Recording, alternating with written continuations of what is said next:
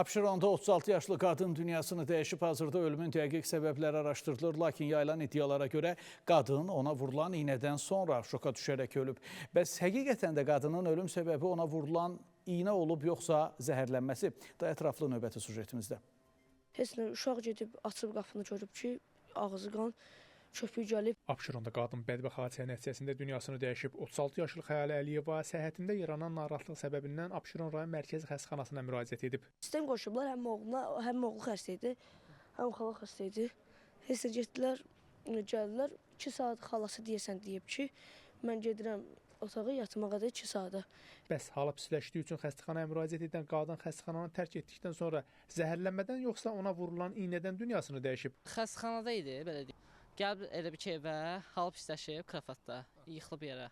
Abşeron rayon mərkəzi xəstəxanasından verilən məlumata görə Xəyalə Əliyeva xəstəxanaya baş ağrısı, qusma və ishal şikayəti ilə daxil olub. Lakin həmən qadın göndərişdən imtina edərək Masazır qəsəbəsinə yaxın dostunun bu evinə gəlir. Elə bədbəxt hadisə də həmən qadının ölüm faktı da burada qeydə alınır.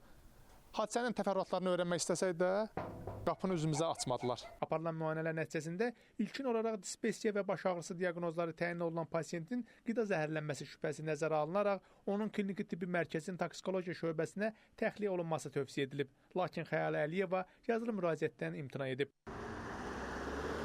Xəstəxanadan o da bildirildi ki, Xəyalə Əliyeva ilə birlikdə tibb müəssisəsinə eyni səbəblə 12 yaşlı övladı da müraciət edib. Onun da ixtisaslı tibb müəssisəsinə təxliyəsindən valideyni yazılı iltisamnamə əsasında imtina edib və övladı ilə birlikdə xəstəxananı tərk edib. Hadisə yerinə təcili yardım xidməti çağırılsa da qadının öldüyü məlum olub. Prokurorluq əməkdaşları tərəfindən meyidə baxış keçirilib. Rəfiqəsinin evində ölən qadının meyidi müayinə olunması üçün məhkəmə tibbi ekspertizə patoloji anatomiya birliyinin Abşeron şöbəsinə təhvil verilib. Hazırda faktla bağlı Abşeron rayon prokurorluğunda araşdırmalar davam etdirilir. 36 yaşlı qadının ölümünün dəqiq səbəbləri ekspertizanın rəyindən sonra bəlli olacaq. Rəşad Vəkiloğlu, Əfqan Bayramov, Space xəbər.